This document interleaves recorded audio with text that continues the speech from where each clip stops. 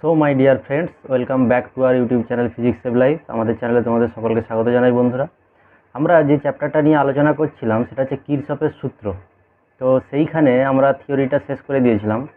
আজকে কিছু প্রবলেম আলোচনা করে দিচ্ছি। দেখো, কয়েকটা ইম্পর্টেন্ট প্রবলেম যেগুলো আছে সেই সংক্রান্ত কয়েকটা আলোচনা করে দিচ্ছি। দেখো কি বলেছে, এই ধরনের কোশ্চেন আসে তোমাদের বোর্ড এক্সাম হলে খুব ইজি কোশ্চেন হয়, যেগুলো এই ধরনের প্রবলেম, মানে যেগুলো এখানে করাচ্ছি এগুলো একটু হয়তো কঠিন হবে, কিন্তু এগুলো তোমাদের এন্ট্রান্সেও খুব কাজে লাগে। ফার্স্ট প্রবলেমটা দেখো কি বলেছে, বলছে পাশের বর্তনীতে প্রবাহ মাত্রা আই এর মান বের করো। প্রবাহ মাত্রা আই মানে ছবিটা এটা আঁকা আছে, এই সার্কিটটা আঁকা আছে, এই যে আই যে প্রবাহ এটার মান নির্ণয় করতে বলছে। দেখো আয়ের ডিরেকশানটা দেওয়া আছে, এবার আমাকে বাকিগুলোর ডিরেকশান আগে ঠিক করে নিতে হবে। তাহলে কীরকম ডিরেকশান ঠিক করব? আমি ধরে নিচ্ছি যে যেহেতু এখানেও 2 ভোল্ট, এটা 2 ভোল্ট, আর এটাও 2 ভোল্ট, আর এখানেও 2 ভোল্ট, তাহলে আমি ধরে নিই আইটা যেহেতু এই দিকে, তাহলে আমি ধরে নিচ্ছি যে এখান থেকে প্রবাহটা এই দিকে ফ্লো হবে, এদিক থেকে প্রবাহটা এই দিকে ফ্লো হবে। ঠিক আছে, এবং এই ফ্লোটাকে আমরা বলছি I1 ফ্লো। সম্ভবত এই ফ্লোটাকে আমরা I1 ফ্লো বলছি, আর এই ফ্লোটাকে আমরা I2 ফ্লো বলছি, I2 প্রবাহ মাত্রা। ঠিক আছে, তাহলে I1 আর I2 দুটো যোগ করে কি হবে না, আমি যদি এই বি বিন্দুতে দেখি কি হবে, I1টা এদিক দিয়ে প্রবেশ করছে আর I2টা এদিক দিয়ে প্রবেশ করছে, এবং আইটা এই দিকে বেরিয়ে যাচ্ছে, তাই তো, যে নিচের দিকে আই। তার মানে actual I is equal two I1 plus I2। ছোটো I1 করে নিই, এখানে লিখি I is equal two I1 plus I2, যদি এটা আমরা পরে লিখব, বাকি জিনিসটা এইটা। এবার দেখো আমরা লুপগুলো ধরে নেব। এরকম ধরনের লুপ থাকলে কি করবে, যে কোনো একটা লুপ প্রথমে আমরা চুজ করে নেব, হয় এই বাঁদিকের লুপটা আর নয়তো ডান দিকের লুপটা। ঠিক আছে, আমরা বাঁদিকের লুপটা চুজ করেছি। দেখো A B E F A, A B E F A, এইটুকু পার্ট। তো এইখানে আমরা সাপোজ যদি অ্যারোটা এই দিকে দিই, তাহলে কি হবে দেখো, ফার্স্ট আমরা এই 2 ওহম আছে, তার মানে তার মধ্যে থেকে কারেন্ট I1, সেই জন্য 2 ইন্টু I1। এবার এই 2 ওহমে আসো, এখানে দেখো অ্যারোটা নিচের দিকে, মানে আমার এই ডিরেকশানে অ্যান্টি ক্লকওয়াইজ ডিরেকশানেই আছে, তাহলে এটা পজিটিভ, মানে 2 ইন্টু I। আর এখানে দেখো আমরা যদি অ্যান্টি ক্লকওয়াইজে যাই, তাহলে দেখো এই যে ব্যাটারিটা, এই 2 ভোল্টের এই যে ব্যাটারিটা, এর নেগেটিভ প্রান্তটা আগে আসছে, তার মানে এটা +2। আর এইটা এই পথে আমি যদি ঘুরি, তাহলে কী হবে, এইটারও নেগেটিভ প্রান্ত আগে আসছে, তার মানে এটাও প্লাস। ঠিক আছে, আমরা থিওরিতে দেখেছি যে নেগেটিভ প্রান্তগুলো আগে আসলে সেগুলোকে আমরা প্লাস হিসেবে ট্রিট করি। তাহলে দেখো 2 + 2 মানে 4, তার মানে দেখো 2I1 plus 2 into I that is equal two 4, তার মানে I1 plus I that is equal two 2। এইবার আরেকটা কাজ আমরা করব এই ধরনের প্রবলেম করতে গেলে, সেটা হচ্ছে আমরা টোটাল লুপটা নেব, টোটাল বাইরের দিক দিয়ে, মানে বাইরের পথে পথে টোটাল লুপটা নেব। তাহলে কোন লুপটা দেখো, A B C D E F A, এখানে লিখে দিয়েছি টোটাল লুপটা। সো টোটাল লুপটা যদি আমরা নিই, তাহলে তার ক্ষেত্রে কি হচ্ছে দেখো, ফার্স্ট ছবিটা এখানে রেখে, তার মানে দেখো ফার্স্ট হচ্ছে এই 2 ওহম, 2 ওহম মানে কত, 2 ইন্টু I1, এটা করেছি, এটা প্লাস ডিরেকশানে আছে, আমরা সবসময় অ্যান্টি ক্লকওয়াইজটাকে প্লাস ডিরেকশান ধরছি। এবং এইখানে দেখো এই যে 2 ওহমটা আছে, এই 2 ওহমের মধ্য দিয়ে I2 কারেন্টটা কিন্তু দেখো ক্লকওয়াইজ, এই যে ওপরের দিকে যাচ্ছে, আর আমরা অ্যান্টি ক্লকওয়াইজটাকে পজিটিভ ধরেছি, তাহলে এইটা আমরা অ্যান্টি ক্লকওয়াইজটাকে পজিটিভ বলছি, আর এখানে ক্লকওয়াইজ হচ্ছে, তার মানে কি এখানে আমার নেগেটিভ সাইন হবে, তার মানে দেখো -2 ইন্টু I2। এবার এখানে ব্যাটারি কটা আছে দেখো, আমরা তার মানে এই দিকে ঘুরছি, তারপরে দেখো এইটার হচ্ছে পজিটিভ প্রান্ত আসছে, তার মানে এটা নেগেটিভ হবে, মানে সাইনটা মাইনাস হবে, সেই জন্য দেখো এই যে -2 লেখা আছে। এবার এই রাস্তা দিয়ে আরও যাই, ডি ই এফ, এবার এইখানে দেখো এই ব্যাটারিটার হচ্ছে নেগেটিভ প্রান্ত, তার মানে এটা অ্যাকচুয়াল সাইনটা পজিটিভ হবে, তার মানে এই 2টা হচ্ছে এই ব্যাটারিটার জন্য। ঠিক আছে, তার মানে আমার ইকুয়েশানটা হয়ে গেল। তাহলে এখান থেকে পাচ্ছি 2I1 - 2I2, এটা 0, মানে I1 সমান I2, মানে এদিকের I1 আর এদিকের I2 দুটোই সমান। ঠিক আছে, এবার আমাদের এই ইকুয়েশানটাও আমরা পাবো, আমরা যদি বি বিন্দুতে আমরা যদি কিরশফের প্রবাহ মাত্রার সূত্রটা অ্যাপ্লাই করি, তাহলে ওইটাও পেয়ে যাব। তার মানে দেখো এই যে করেছি, মানে I1 প্লাস I2টা I, বি বিন্দুতে আমরা যদি ফর্মুলাটা অ্যাপ্লাই করি, তাহলে বি বিন্দুতে কি I1 I2 ঢুকছে আর I2 বেরোচ্ছে, তার মানে I1 plus I2 that is equal two I। তার মানে আমরা বসিয়ে দিই I2-র জায়গায় I1 বসিয়ে দিই, যেহেতু দুটোই সমান, I1 সমান I2, তাহলে বসিয়ে দিলে কি আসছে, 2I1 is equal to capital I।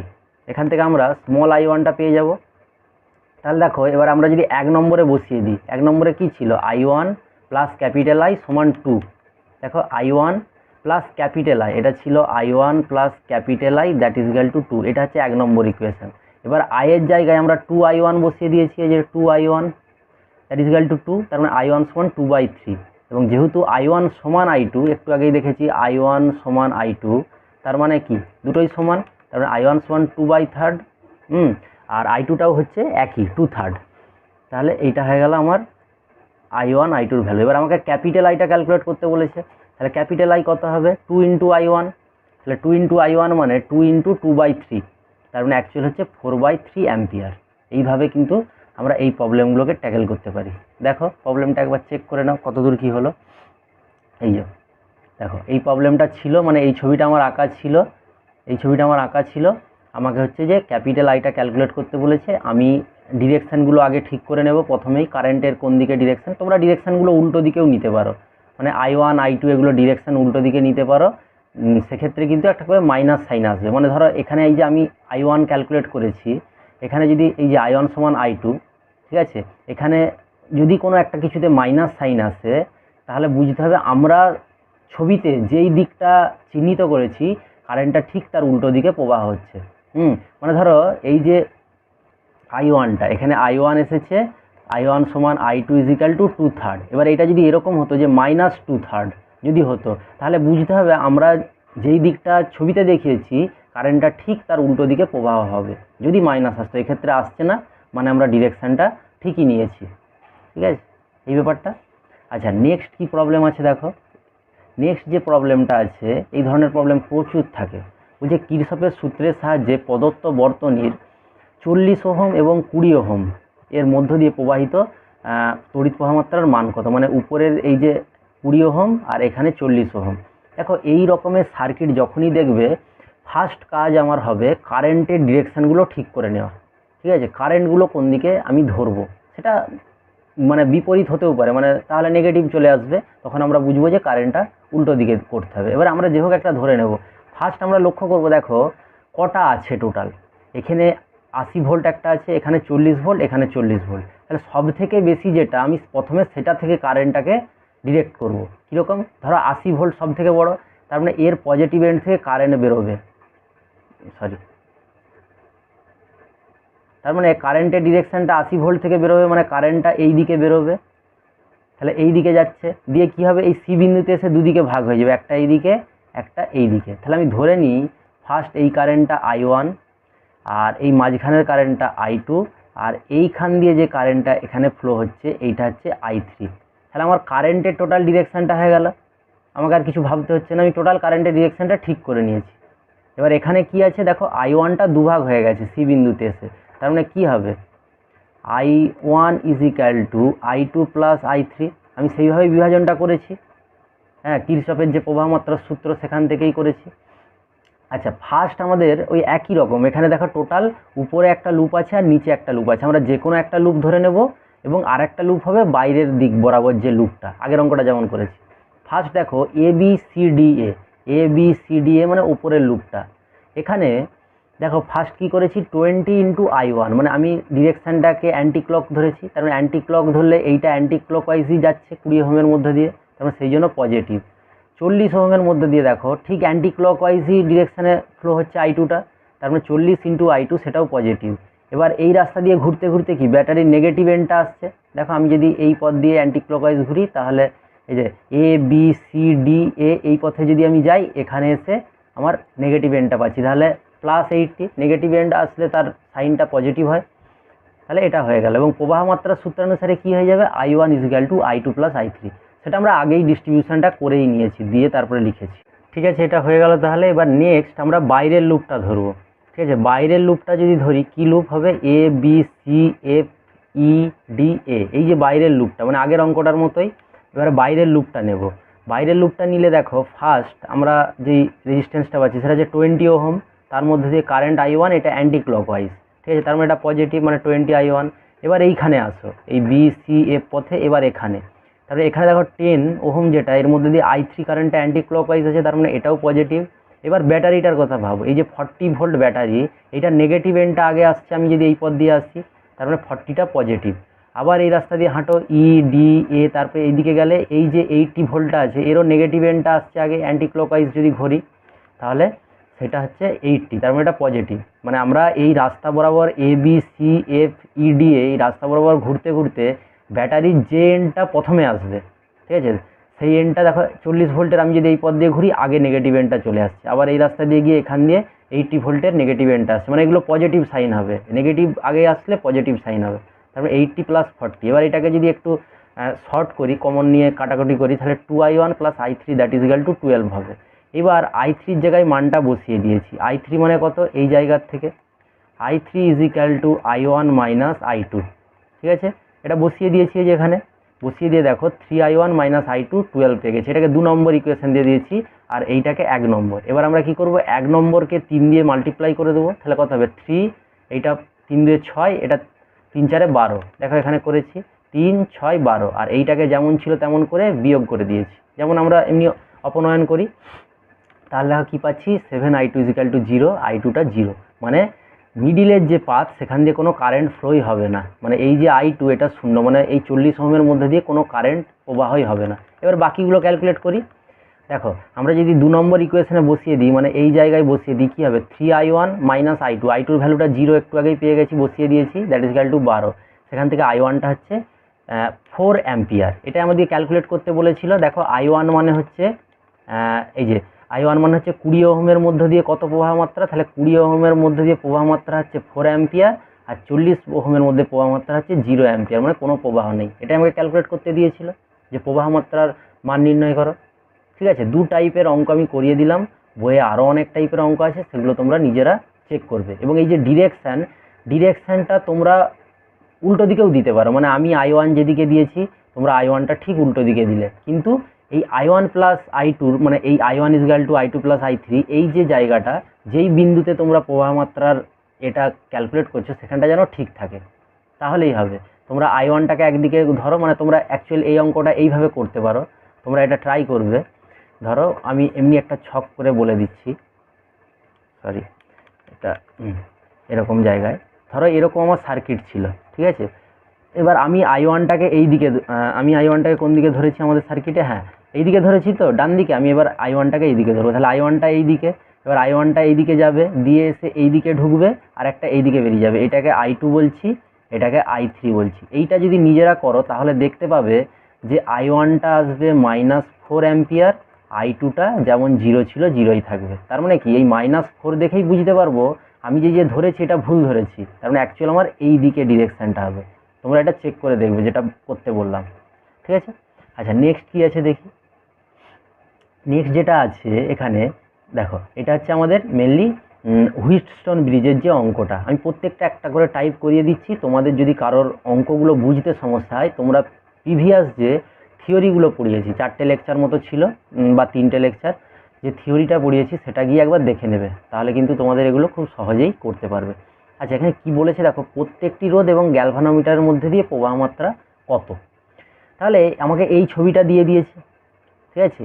এইবার আমি দেখে নেব এখানে যে কন্ডিশান, মানে P/Q = R/S, মানে নিস্পন্দ বিন্দুর যে কন্ডিশান সেটা স্যাটিসফাই করছে কিনা। এখানে P কোনটা, এটা P, এটা Q, এটা R, এটা S, দেখো দেখি করছে কিনা। P মানে হচ্ছে 100, Q মানে হচ্ছে 10, আর R মানে হচ্ছে 300, আর S মানে হচ্ছে 30। দেখো এই দুটো সমান, তার মানে নিস্পন্দ বিন্দুর কন্ডিশান স্যাটিসফাই করছে, মানে এই যে গ্যালভানোমিটার এর মধ্যে দিয়ে কারেন্ট, এটাকে যদি IG বলি, এটা হচ্ছে 0, মানে ওই গ্যালভানোমিটারের মধ্যে দিয়ে কোনো কারেন্ট পাস করছে না, ঠিক আছে। এটা হচ্ছে নিস্পন্দ বিন্দুর কন্ডিশান, এটা আমরা নাল কন্ডিশান বলি বা নিস্পন্দ বিন্দুর কন্ডিশান বলি, তো এটা আমরা থিওরিতে পড়িয়েছি। এবার এখানে আমাকে জানতে চেয়েছে যে প্রত্যেকটি রোধের মধ্যে দিয়ে প্রবাহ মাত্রা কত, গ্যালভানোমিটারের মধ্যে দিয়ে প্রবাহ মাত্রা সেটা 0, সেটা আমাদের নিস্পন্দ বিন্দুর কন্ডিশান থেকে জেনেই গেলাম। এবারে রোধগুলোর মধ্যে দিয়ে কত যাবে, তাহলে ফার্স্ট দেখো এই P আর Q, তার মানে কি অ্যাকচুয়াল এই যে গ্যালভানোমিটার, ঠিক আছে, এটা থাকাও যা না থাকাও তা, কারণ একটা আইডিয়াল গ্যালভানোমিটারের কোনো রেজিস্ট্যান্স থাকে না, সেই জন্য এখানে কারেন্টও নেই, নিস্পন্দ বিন্দুর কন্ডিশান আছে, তার মানে এটা ধরে নেব আমি এটা জোড়া নেই। তার মানে কি অ্যাকচুয়াল আমার সার্কিটটা এদিকে 100 ওহম, এদিকে 10 ওহম, তার মানে টোটাল এটা সিরিজ, মানে অ্যাকচুয়ালি এই রকম আছে, ভালো করে দেখো এইরকম আছে, কারণ এইটা 100 আর এটা 10, মানে টোটাল 110, তাই তো। আর এই দিকটা নিচটাও দেখো ঠিক ওই রকম, মানে এই দিকে হচ্ছে একটা আছে আর এই দিকে একটা আছে, এইটা হচ্ছে 300 আর এটা হচ্ছে 30, মানে টোটাল হচ্ছে 330। এবার এই দুটো কিভাবে জয়েন আছে না, অ্যাকচুয়াল এইটা এইভাবে আর এইটা হচ্ছে এইভাবে, তার মানে কি এই দুটো পয়েন্ট ফিক্স।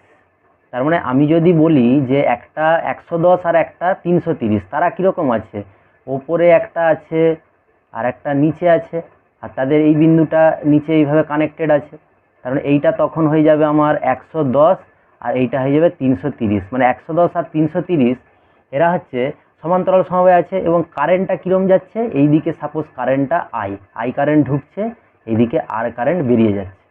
তার মানে এই 110 আর 330 এরা হচ্ছে সমান্তরাল সমবায়ে। তাহলে তুল্য রোধ কত, গুণফল বাই যোগফল, 110 ইন্টু 330 বাই 110 প্লাস 330, তার মানে 82.5। তার মানে এইটা হচ্ছে 2.2, আর এই 110 আর 330-এর তুল্য রোধ হচ্ছে 82.5। তাহলে V is equal to IR formula, কারণ I is equal to V by R. তাহলে ভিটা হচ্ছে 2.2 ভোল্ট, আর আরটা হচ্ছে তুল্য রোধ হচ্ছে 82.5। এই যে 110 আর 330টাকে যদি আমরা তুল্য রোধ করি, মানে আমরা যদি এরকম ছবিটা আঁকতে চাই, তাহলে এইরকম হবে। এখানে হচ্ছে 2.2 ভোল্ট আর এটা হচ্ছে 82.5 ওহম। তাহলে এখানে কারেন্ট যদি আই হয় সেটা কত, এটা হয়ে গেল।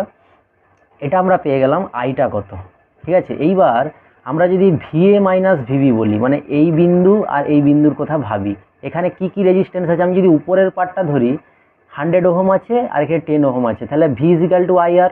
এখানে কারেন্টটা আমি যদি বলি I1, মিডিলে তো যাচ্ছে না, তাহলে এদিকেও I1, আর নিচটাই যদি এদিকে I2 বলি, তাহলে এদিকেও I2। তার মানে কি আইটা I1 প্লাস I2-তে ভাগ হয়ে গেছে। তার মানে দেখো VA minus VB that is equal to 100 plus 10 into I1 উপরের পার্টটার জন্য, এই বিন্দু দিয়ে এইটা। এবার নিচের পার্টটার জন্য এই বিন্দু দিয়ে এইটা, মানে কি এখানে 300 ওহম আর এখানে 30, তাহলে 300 প্লাস 30 ইন্টু I2, এখানে কারেন্ট যদি I2 হয়, তাহলে দেখো এই দুটোকে যদি আমি অ্যাডজাস্ট করি, দুটোই ভিএ মাইনাস ভি, মানে দুদিকটাই সমান। তার মানে এইটা হয়ে যাবে 110 I1 আর এটা হবে 330 I2। তাহলে 110 I1 is equal two 330 I2, যেহেতু এই দিকটা দুজনেরই সমান, তার মানে এখান থেকে পাচ্ছি I1 is equal two 3I2। এবার আমাদের সার্কিট কি বলছে, এই যে আই কারেন্টটা গিয়ে এদিকে I1 চলে গেছে, এদিকে I2 চলে গেছে, দিয়ে আবার জয়েন হয়ে আই হয়েছে, তার মানে I is equal two I1 plus I2। তার মানে দেখো আইটা আমরা এখান থেকে ক্যালকুলেট করা আছে 0.0267, আর এখান থেকে পেয়ে গেছি I1 সমান 3I2, তার মানে I1 এর জায়গায় 3I2 বসিয়ে দিয়েছি, তাহলে কত হয় total 4I2 is equal two 0.0267, এইটা। তার মানে I2টা এখান থেকে পেয়ে গেলাম। এবার আমরা বসিয়ে দেবো কোনো একটাতে, এটাতে বসিয়ে দিই। কি বলেছে, I1 is equal two 3I2, তার মানে I1 is equal two 3 into এই পার্টটা I2। তার মানে দেখো I1 আর I2 দুটোই পেয়ে গেলাম। তার মানে কোন রোধের মধ্যে দিয়ে কত প্রবাহ হচ্ছে সেটা জেনে গেলাম। দেখো I1টা উপরের পার্টটা, মানে 100 ওহম আর 10 ওহমের মধ্যে দিয়ে I1 পরিমাণ ফ্লো হচ্ছে সেটা পেয়ে গেছি, আর 300 আর 30 এর মধ্যে দিয়ে হচ্ছে I2 পরিমাণ ফ্লো হচ্ছে। এবার অনেক সময় দেখবে এই গ্যালভানোমিটারের জায়গায় একটা রেজিস্ট্যান্স আঁকা থাকে, এই মিডিলটায় জি এর জায়গায় একটা রেজিস্ট্যান্স। যখনই দেখবে P by Q is equal to R by S এই ফর্মুলাটা স্যাটিসফাই করছে, তার মানে জানবে ওই রেজিস্ট্যান্সের মধ্যে দিয়ে কোনো কারেন্ট ফ্লো হবে না, কারণ ওটা নাল কন্ডিশন, ঠিক আছে। অনেক সময় রেজিস্ট্যান্স দিয়ে ভয় দেখিয়ে দেয়, তুমি শুধু দেখে নিবে P by Q is equal to R by S আছে কিনা, থাকলেই জানবে ওখান দিয়ে কোনো ফ্লো হবে না। তারপরে অঙ্কটা হচ্ছে সেম, এই যে করেছি এরকম সেম অঙ্ক হবে। নেক্সট কি আছে দেখি। নেক্সট যে প্রবলেমটা আছে দেখো, এটা হচ্ছে একটা মিটার ব্রিজ, ঠিক আছে।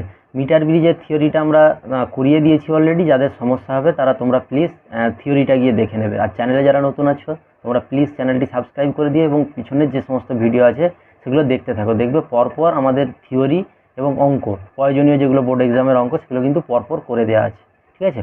নেক্সট কি প্রবলেম বলেছে দেখো, বলছে একটা মিটার ব্রিজের বাম ফাঁকে একটি অজানা রোধ, ছবিটা এঁকেছি দেখো ক্যাপিটাল আর, তার মানে এই যে এখানে ক্যাপিটাল আর আছে বাম ফাঁকে, 50 ওহম রোধ যুক্ত থাকলে ডান ফাঁকে, এবং ডান ফাঁকে 50 ওহম, এই যে এঁকেছি। বলছে নিস্পন্দ বিন্দু পাওয়া যায় এল সেন্টিমিটার দূরে, মানে বাম প্রান্ত থেকে, যে এটা বাম প্রান্ত সেখান থেকে এল সেন্টিমিটার দূরে আমরা নিস্পন্দ বিন্দু পেয়েছি। হ্যাঁ, বলছে বাম ফাঁকে আরও একটি রোধ আর সমান্তরাল সমবায়ে যুক্ত করলে, মানে এই যে আর ছিল আরও আর সমান্তরাল সমবায়ে যুক্ত করেছি করে, বলছে ওই একই অবস্থানে নিস্পন্দ বিন্দু, মানে বাঁ দিক থেকে এল দূরেই নিস্পন্দ বিন্দু থাকবে। পেতে হলে ডান ফাঁকের রোধের মানে এই 50 ওহম যে রোধের কি পরিবর্তন করতে হবে। আমি ধরে নিচ্ছি এই 50 ওহম রোধের জায়গায় স্মল আর যদি রেখে দিই তাহলে আমার এল দূরেই আমি নিস্পন্দ বিন্দুটা পাবো। তাহলে অঙ্কটা আমাকে কীভাবে করতে হবে, সেই একই formula P by Q is equal to R by S. যেহেতু নিস্পন্দ বিন্দুর কথা বলেছে, এখানে পি কোনটা, এইটা হচ্ছে পি এর মতো কাজ করবে, এটা কিউ, এটা আর, আর এটা এস এর মতো কাজ করবে। ঠিক আছে, তাহলে দেখো এখানে পি এর জায়গায় ক্যাপিটাল আর, কিউ এর জায়গায় 50, আর এর জায়গায় এল, এস এর জায়গায় 100 মাইনাস এল। ঠিক আছে, এই পার্টটা। এবার যখন আমরা এরকমটা করছি মানে এখানে আর এখানে আর, তার মানে এইটা অ্যাকচুয়াল আর আর মিলে কি হবে, R/2 হয়ে যাবে। যেহেতু এটা সমান্তরাল সমবায় আছে, তুল্য রোধ R/2, তার মানে দেখো সেই জন্য এখানে করেছি পি এর জায়গায় R/2, এটা পি, এটা কিউ এর মতো, এটা আর এর মতো, এটা এস এর মতো। এখন পি এর জায়গায় হচ্ছে R/2, আর যেখানে আগে 50 ছিল মানে কিউ এর জায়গায় এখন স্মল আর দিয়েছি, আর বাকিটা একই আছে। তার মানে দেখো ডান দিকটা এটারও যা এটারও তা, তার মানে দুটো সমান। দেখো আমি R/50 that is equal to capital R/2 by small R, এই দুটো পার্টকে, এই পার্টটা আর এই পার্টটাকে আমরা ইকুয়াল করেছি যেহেতু ডান দিকটা সমান। তারপর এটা করে আমাদের আসছে আর ইজ ইকুয়াল টু 25। মানে ওই একই জায়গায় নিস্পন্দ বিন্দু, মানে এই বাঁ দিক থেকে ক্যাপিটাল এল দূরত্বে নিস্পন্দ বিন্দু পেতে আমাকে এই স্মল আর এর জায়গায় 25 ওহম রোধ লাগাতে হবে। আগে যেখানে 50 ওহম ইউজ করছিলাম এখন 25 ওহম ইউজ করতে হবে। আমাকে কি বলেছে, বলছে রোধের কি পরিবর্তন হবে। তাহলে আমরা পরিবর্তন মানে কত পরিবর্তন করতে হচ্ছে, 50 মাইনাস 25, তার মানে 25 ওহম কমিয়ে দিতে হচ্ছে। তাহলে আমরা সেটাই লিখবো। তাহলে রোধ কতটা কমাতে হবে না, আগে ছিল ক্যাপিটাল আর, এখন হয়ে গেছে স্মল আর, তার মানে 50 মাইনাস 25, সরি এটা ক্যাপিটাল আর না লিখে, যেহেতু বাঁদিকে এখানে আমার ক্যাপিটাল আর ছিল, তাহলে এটাকে আমি ক্যাপিটাল আর না লিখে ডাইরেক্ট 50 লিখছি, কারণ আমার ক্যাপিটাল আর একটা আছে। তো তার আমার পরিবর্তন কতটা হবে না 50 মাইনাস স্মল আর, মানে আমরা যেটা পেয়েছি, তার 50 মাইনাস 25, তার মানে 25 ওহম, মানে 25 ওহম কমাতে হবে। ছিল 50, আমাকে করতে হবে 25। ঠিক আছে, তার মানে 25 ওহম কমিয়ে দিতে হবে। ঠিক আছে, এই ধরনের প্রবলেম একটা আসে। সহজ প্রবলেম, একটু বুঝলেই হবে, ছবিটা একবার এঁকে নেবে, দিলেই কিন্তু হয়ে যাবে। নেক্সট কী আছে দেখি। নেক্সট হচ্ছে একই রকম মিটার ব্রিজের প্রবলেম, একটু আলাদা রকম, অন্য একটা ভাবে করা হয়েছে। দেখো কি বলেছে অঙ্কটাকে ভালো করে দেখো।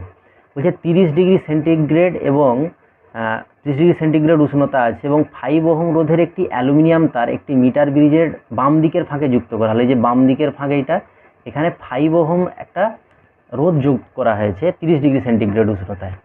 ব্রিজের বাম প্রান্ত থেকে 45 সেন্টিমিটার দূরে নিস্পন্দ বিন্দু পাওয়া গেল। এই যে এইটুকুটা 45, এখান থেকে এইটা নিস্পন্দ বিন্দুর দূরত্ব। অন্যান্য অবস্থা অপরিবর্তিত রেখে যদি তারটির উষ্ণতা 60 করে দেওয়া হয়, আগে ছিল 30, এখন করে দেওয়া হচ্ছে 60 ডিগ্রি সেন্টিগ্রেড যদি করা হয়, তবে নিস্পন্দ বিন্দুটি কত দূরে সরে যাবে। বলেছে অ্যালুমিনিয়ামের রোধের উষ্ণতা গুণাঙ্ক এটা, মানে কি যখন কোনো তারের আমরা উষ্ণতা চেঞ্জ করি তখন তার রোধটাও পরিবর্তন হয়ে যায়। তাহলে রোধ পরিবর্তন হয়ে যাবে মানে এই জায়গায় আমরা একটা অ্যালুমিনিয়াম তার লাগিয়ে রেখেছি যেটার রোধ হচ্ছে 5 ওহম। এবার আমরা যখন উষ্ণতাটা 30 থেকে 60 করছি তখন তার রোধটাও চেঞ্জ হয়ে যাচ্ছে। তার জন্য কী হবে, নিস্পন্দ বিন্দুর দূরত্বটাও চেঞ্জ হয়ে যাবে। সেই অঙ্কটাই আমাকে করতে হবে। তাহলে ফার্স্ট ছবি যেটা আছে এটা 30 ডিগ্রি উষ্ণতার, তাহলে সেখানে কী হবে, P by Q is equal to R by S, সেই একই জিনিস, P by Q is equal to R by S. দেখো এখানে করেছি পি মানে 5 মতো, কিউ এর জায়গায় এস, এখানে হচ্ছে 55, এখানে 45, এখানে 55 করলে এসটা আমরা পেয়ে গেলাম। এইবার আমাকে কি করতে বলেছে না 60 ডিগ্রি। ঠিক আছে, এখানে 60 ডিগ্রিটা না লিখে আমি এখানে 60 ডিগ্রি দিয়েছি। তাহলে 60 ডিগ্রিতে আমি ধরে নিচ্ছি এর রোধটা, অ্যালুমিনিয়াম তারের রোধটা আর 60 হয়ে যাচ্ছে, সেটা আমরা ক্যালকুলেট করবো পরে। আর এখানে এস যেমন ছিল আছে। এবার আমি ধরে নিচ্ছি এখন নিস্পন্দ বিন্দুটা বাঁ দিক থেকে ক্যাপিটাল এল দূরে আছে।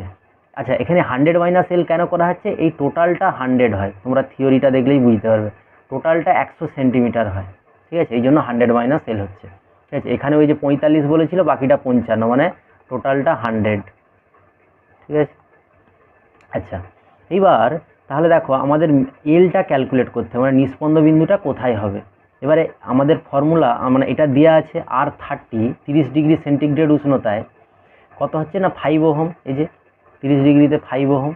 এবার আর 60টা আমাকে ক্যালকুলেট করতে হবে। তার জন্য মেন ফর্মুলা, রোধের উষ্ণতা গুণাঙ্ক আগের চ্যাপ্টারে পড়িয়ে দিয়েছিলাম, তার ফর্মুলা হচ্ছে যে কোনো উষ্ণতায় 30 হোক 60 হোক, তার ফর্মুলা হচ্ছে R0, মানে 0 ডিগ্রি উষ্ণতায় রোদ ইন্টু 1 প্লাস, এখানে ফর্মুলাটা হয় R into T is equal to R0 into 1 plus alpha into T. RT হচ্ছে যে কোনো মানে টি ডিগ্রি সেন্টিগ্রেড উষ্ণতায় রোদ, আর R0 হচ্ছে 0 ডিগ্রি সেন্টিগ্রেড উষ্ণতায় রোদ, আলফা হচ্ছে রোধের উষ্ণতা গুণাঙ্ক যেটা দেওয়া আছে, আর টি হচ্ছে এই উষ্ণতা, ঠিক আছে, এই যে উষ্ণতা টি এর ভ্যালু যা হবে। এখানে দেখো 30 ডিগ্রি মানে এখানে আলফা ইন্টু 30 করে দিয়েছি, R0 আছে, আর 60 জায়গায় দেখো এখানে টি এর জায়গায় 60 বসিয়েছি, এটা হচ্ছে আমার রিলেশন।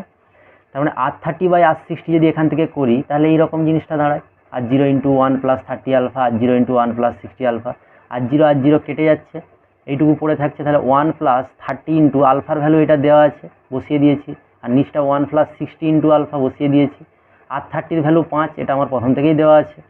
তার মানে দেখো এখান থেকে R60টা হচ্ছে 5.51, ব্যাস কাজটা আমার হয়ে গেছে। তার মানে এইটা আমি পেয়ে গেছি 5.51। এবার আবার সেই P/Q is equal two R/S, দেখো এই যে P/Q মানে R60, যে R60/S, P/Q is equal two R/S। তার মানে দেখো ছবিটা একবার তোমরা দেখে নেবে। তার মানে এইটা বাই এটা মানে 5.51 আমরা R60 ভ্যালু যে ক্যালকুলেট করেছি, আর আগে ছিল 6.11, 6.11টা এই যে এইখানে এস এর ভ্যালু 6.11, ঠিক আছে। তাহলে 6.11 that is equal two L/100 - L, এখান থেকে জাস্ট আমরা কোনাকুনি গুণ করলে এল এর ভ্যালুটা ক্যালকুলেট করেছি। তার মানে এলটা আসছে 47.42, মানে এই ডিস্টেন্সটা হচ্ছে 47.42 সেন্টিমিটার। তার মানে এইটা হচ্ছে আমার নিস্পন্দ বিন্দুর দূরত্ব। এবার আমাকে কি ক্যালকুলেট করতে বলেছে, তবে নিস্পন্দ বিন্দুটি কত দূরে সরে যাবে।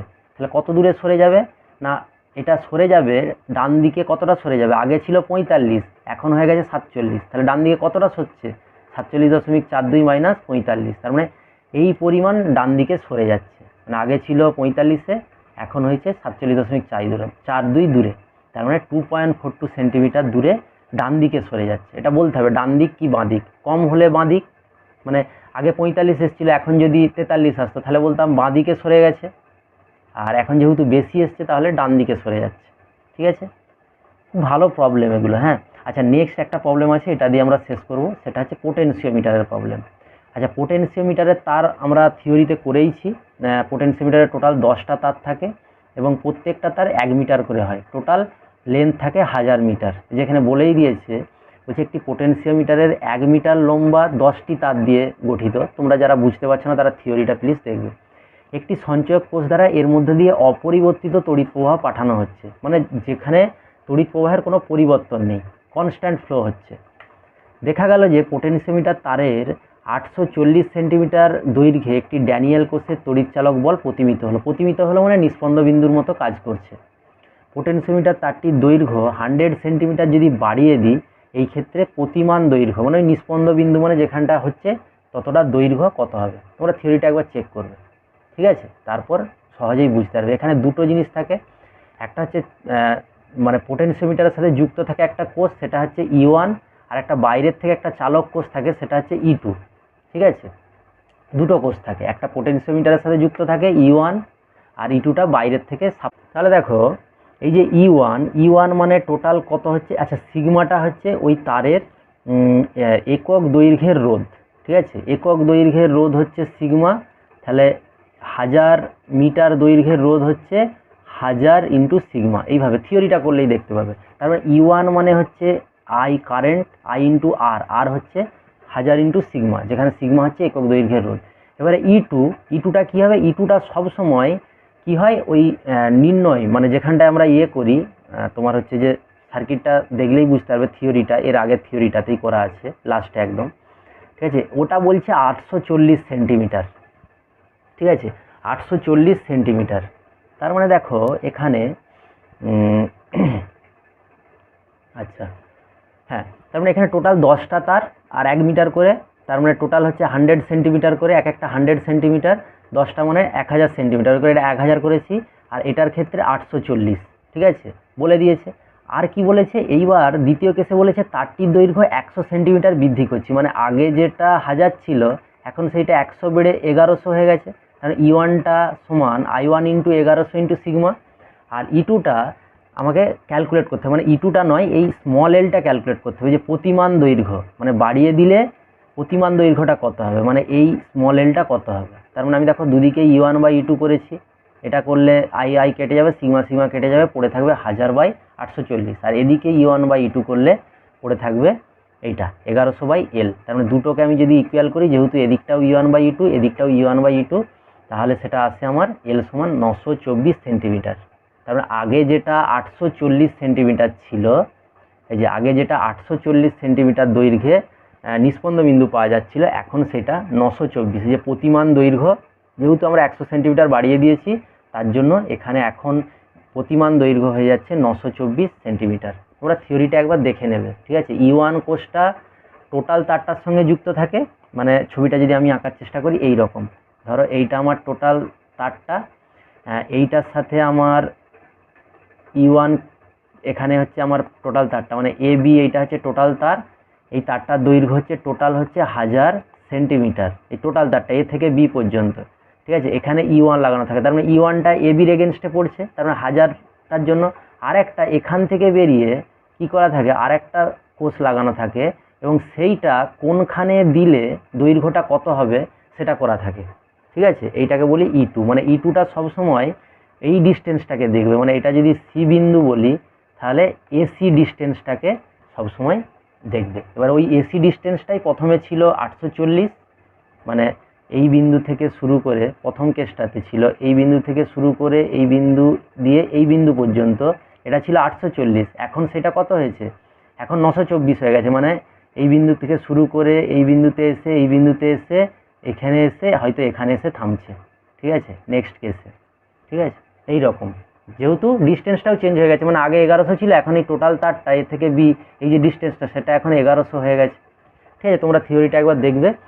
নেক্সট দিন নতুন চ্যাপ্টারটা নিয়ে আমরা আসছি, খুব শিগগিরই আসছি। ভিডিওটা অনেক দিন দিতে লেট হয়েছে, একটু সমস্যা ছিল, তো এরপর থেকে ভিডিও খুব রেগুলার আসবে। তোমরা চ্যানেলে যারা নতুন আছো সাবস্ক্রাইব করে দিও, এবং পুরোনো ভিডিওগুলো কিন্তু তোমরা অবশ্যই রিভাইজ করতে থেকো, ঠিক আছে। আর যদি কোনো সমস্যা হয় বোঝার ব্যাপারে, তোমরা কমেন্ট সেকশনে কমেন্ট করে জানিও, ঠিক আছে।